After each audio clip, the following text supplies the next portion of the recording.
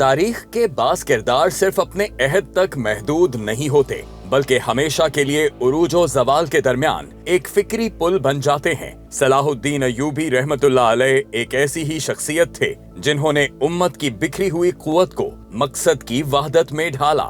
1137 عیسوی میں عراق کے شہر تکریت میں پیدا ہوئے اور پھر نور الدین زنگی کی سیاسی و عسکری طرز فکر میں تربیت نے ان کی بصیرت کو جلا بخشی۔ 1174 عیسوی میں نور الدین زنگی رحمت اللہ علیہ کی وفات کے بعد انہوں نے مصر و شام کی منتشر سلطنتوں کو یکجا کیا اور ایوبی اقتدار کو مستحکم کیا۔ یہ محض فتوحات کا سلسلہ نہ تھا بلکہ سفارت، داخلی استحکام اور ادارہ سازی کے ذریعے ایک مربوط سیاسی ڈھانچے کی تشکیل تھی۔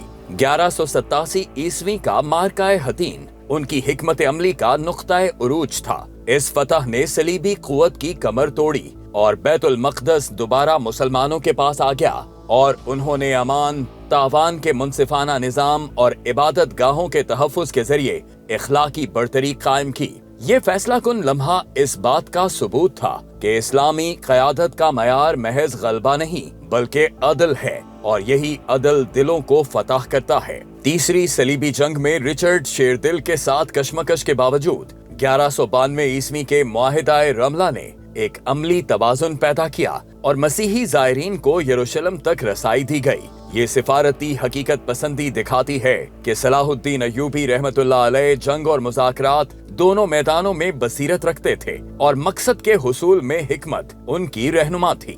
میدان جنگ میں مہارت کے ساتھ ساتھ وہ اعلیٰ درجے کے منتظم بھی تھے۔ قاہرہ کی فصیل اور قلعہ صلاح الدین کی تعمیر، فوج کی تنظیم نو اور مدارس و اوقاف کی سرپرستی اس بات کی دلیل ہیں کہ وہ صرف سپاہ سالار نہیں بلکہ صاحب نظم و ضبط اور فکری بصیرت کے حامل رہنما تھے۔ ان کے مطابق پائیدار کامیابی کے لیے مضبوط ادارے اور فکری ہم آہنگی لازم تھے۔ 4 مارچ 1193 کو دمشق میں ان کا انتقال ہوا۔